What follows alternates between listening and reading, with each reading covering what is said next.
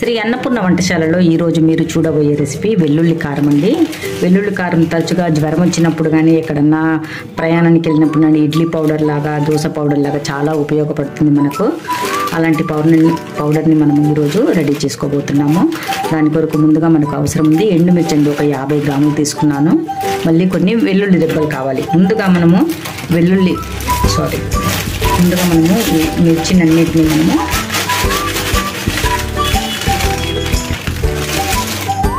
తొడిమిల్ని మొత్తం మనము వేరు చేసేసుకోవాలి. ఇలా చించామంటే ఇందులోని గింజలన్నీ బయటకు వచ్చి మనం వేయించేటప్పుడు మాడిపోయి చాలా ఘాటుగా ఇంట్లో కుంటూ మాత్రం ఎక్కువైపోతుందండి. అలాగని తొడిమ ఇలా కాకుండా కొద్దిగా ఇక్కడ మనం కట్ చేసుకుంటే ఏమి ఇబ్బందిగా ఉండదు. ఇలా ఈ వీటినన్నిటిని కూడా మనము ఇలాగే ఇప్పుడు తొడిమలన్నిటిని వేరు చేసేద్దాము.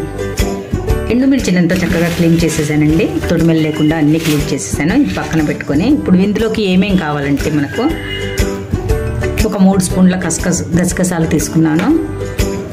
దొడ్డుపండి కల్లుప్పు అంటామే, ఆ ఉప్పే వాడుకోవాలి మనము. ఆ ఉప్పు తీసుకున్నాను. ఉప్పు మీరు ఎంత తినగలుగుతారో చూసుకొని రుచి చూసుకొని అంత వేసుకోగలరు.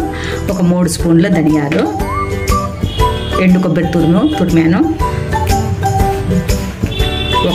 ఒక చిప్ప మొత్తం తురిమేసి ఇంకా కొంచెం ఉంటే మొత్తం తురిమేసానండి. ఎండు కొబ్బరి తురుము, కొద్దిగా వెల్లుల్లి రెబ్బలు, ఒక 2 గడ్డల మటుకు తీసి ఒలిచి పెట్టేశానండి. వీటన్నిటిని ఇప్పుడు ఇవి కాకుండా వీటన్నిటిని మనము సన్నటి సెగలో మనము చక్కగా ఫ్రై చేసుకోవాలండి. మాడకుండా చూసుకుంటూ అన్నీ ఒకేసారి వేస్తే కొన్ని మాడిపోతాయి, కొన్ని వేగవు, అలా అవుతుంది. కాబట్టి స్టవ్ చిన్నగా పెట్టుకొనేసి కొద్దిగా కలుపుకుంటూ సన్నటి సెగలో మనం ఫ్రై చేసుకుందాము. చివరిలో మనము మిర్చి ఎల్లుల్లి రెబ్బలు కూడా మనం ఫ్రై చేసేసుకుందాము. స్టవ్ వెలిగించి ఏదైతే అనుకూలంగా ఉందో నేను గిన్నె పెట్టేశానండి. అందులో ముందుగా మనము ఈ గసగసాలు వేయించుకుందాము.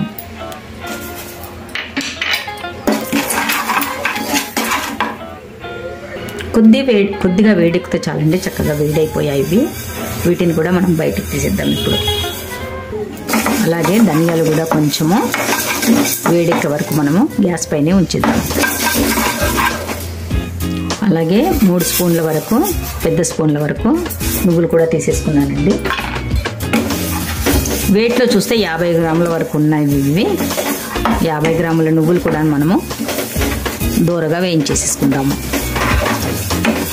2 రోజులు జ్వరం వస్తే కానీ అసలు వారం రోజుల వరకు మనకు అన్నం ఇష్టం ఉండదండి. అలాంటప్పుడు ఇలాంటి పౌడర్ చేసుకొని వేడివేడి అన్నంలో కొంచెం నెయ్యి కానీ నూనె కానీ వేసుకొని 4 ముద్దలు తిన్నామంటే మనకు ఆకలి కూడా ఎక్కువ అవుతుంది, మనకు నోటికి కూడా తగులుతుందండి. ఇలాంటి పౌడర్ ఇంట్లో చేసుకొని పెట్టుకుంటే ఏది లేనప్పుడు పప్పుచారులో కూడా మనకు చక్కగా పనిస్తుంది. ఇడ్లీ దోశ వాటిల్లో కూడా మనకు ఎక్కువగా ఉపయోగపడుతుంది. నువ్వులు కూడా చిటపట సౌండ్ వచ్చేస్తుందండి.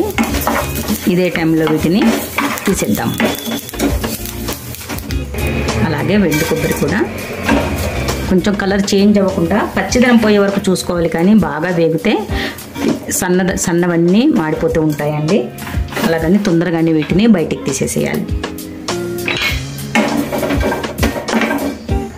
అలాగే ఉప్పు కూడా కొంచెం వేడి చేసేసుకుందామండి. ఉప్పులో పచ్చిదనం ఉంటుంది కాబట్టి కొంచెం మనము వేడి చేసుకుంటే బాగుంటుంది. ఎందుకంటే పౌడర్లో ముద్దగా కాకుండా ఇలా ఉప్పును కొంచెం డ్రై చేసుకుంటే అంతే సరిపోతుంది. ఉప్పు ముందు కంటే తెల్లబడిపోయింది చూడండి. చాలా ఇంత వేడెక్కితే చాలండి. కలర్ కూడా మారిపోయింది.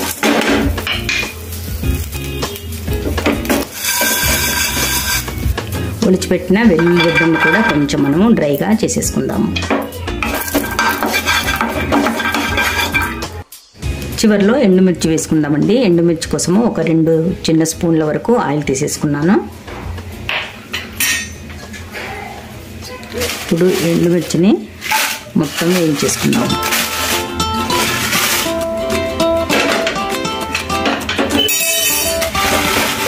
సన్నటి సెగలు వేయించుతూ మాడకుండా చూసుకుంటూ కలుపుకోవాలి.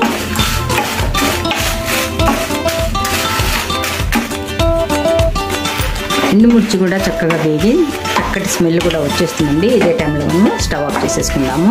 వీటికి వేయించిన వాటిని అన్నింటినీ చక్కగా ఫ్యాన్ కిందో లేకపోతే కాసేపు అయిన తర్వాత మనము గ్రైండర్ చేసుకోవాలండి. వేడిగా ఉన్నాయి కాబట్టి కొంచెంసేపు మనం వేడి చేసేద్దాం. ఎండుమిర్చి చక్కగా చల్లారిపోయిందండి. వీటిని మనము ఒక మిక్సీ గ్రైండర్ వేసేసుకొని ఆన్ ఆఫ్ చేసుకుంటూ మనం వీటిని తిప్పేసుకోవాలండి. ముందుగా ఒకసారి తిప్పుకున్న తర్వాత మిగిలిన ఈ నువ్వులు కానీ కొబ్బరి కానీ అవన్నీ మనం వేసేసుకుందాము. ఇది మాత్రం కొంచెం గ్రైండ్ కానివ్వాలి, ఎందుకంటే లోపల గింజలు దంగవు కాబట్టి ముందుగా దీన్ని తిప్పుకోవడం చాలా అవసరం. మిర్చితో పాటే ఉప్పు కూడా వేసేస్తున్నానండి, కొబ్బరి కాకుండా ఉప్పు. ఇది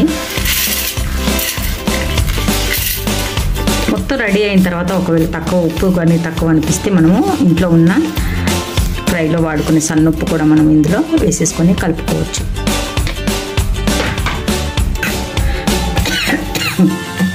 మిర్చి కొంచెం మెరిగిపోయిందండి. ఇప్పుడు ఏవేవైతే ఈ దినుసులన్నీ ఉన్నాయో ఇవన్నీ కూడా మనము ఇందులో వేసేసుకుందాం. వెల్లుల్లి రెబ్బలు మాత్రము చివరిలో వేసేసుకోవాలి.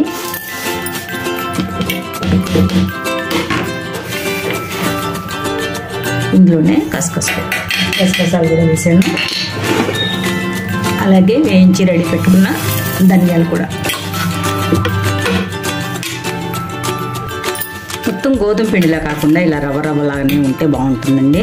చూడండి, కరెక్ట్గా రవ్వలా రెడీ అయిపోయింది. ఇప్పుడు చివరిలో మనము ఏవైతే వేడి చేసి పెట్టుకున్న వెల్లుల్లి రెబ్బలు కూడా ఇందులో వేసేసుకుందాము. ఆన్ ఆఫ్ చేసుకుంటూ మనం తిప్పుకోవాలండి మిక్సీని. నేను వేసిన ఉప్పు కూడా కొంచెం తక్కువ అనిపిస్తుందండి, అందుకని ఇదే టైంలో కొంచెం సన్నుప్పు కూడా వేసేస్తున్నాను. ఇప్పుడు ఒక్కసారి మనం గ్రైండ్ పట్టుకుంటే సరిపోతుంది. వెల్లుల్లి రెబ్బలు కూడా మెరిగిపోయాయండి చక్కగా. చాలా చక్కటి సువాసన వస్తుందండి ఇందులోంచి. ఎంత బాగా పౌడర్ రెడీ అయిపోయిందంటే బయటికి వెళ్ళేటప్పుడు ఎక్కడన్నా ప్రయాణానికి వెళ్ళేటప్పుడు కానీ మనం బయట తిండి పడకుండా ఉన్నప్పుడు రైస్ తీసుకొని ఈ పొడిని మాత్రం వేసుకొని తిన్నామంటే ఎంత బాగుంటుందంటే, ఒక బాక్స్లో తీసుకొని వెళ్తే చాలా బాగుంటుందండి. పొడి మాత్రం చాలా రుచికరంగా అయిపోయిందండి. దీన్ని మహారాష్ట్రలో లస్సున్కి చట్నీ కూడా అంటారు. లస్సున్ అంటే వెల్లుల్లి రెబ్బలు. ఇలా మనం ఎయిర్ ప్యాక్లో ఎత్తుకొని పెట్టేసుకున్నామంటే ఎన్ని రోజుల పాటు ఉన్నా కానీ మనకు పాడవకుండా ఉంటుంది. అసలు ఈ రోజుల్లో మనం ఇవన్నీ చేస్తున్నాం, కానీ వెనుకటి వాళ్ళు వెల్లుల్లి రెబ్బలు కారం రోట్లో రుబ్బుకొని వేడివేడి అన్నంలో వేసుకొని కడుపు నిండా అదే తినేవారండి. ఏ చారులు, ఏ ఫ్రైలు, ఏ బగర్లు, పిజ్జాలు ఏవి లేకుండానే అలా ఉండేవారు, అలా బతికేశారు. ఈ రోజుల్లో చాలా వెరైటీలు అయిపోయాయి, మనుషులు కూడా వెరైటీగా కూడా అయిపోయారు. ఇదండి నేను చేసిన ఈరోజు రెసిపీ. మరో రెసిపీలో మళ్ళీ తొందరగా కలుసుకోబోతున్నాను. అంతవరకు సెలవు, బాయ్.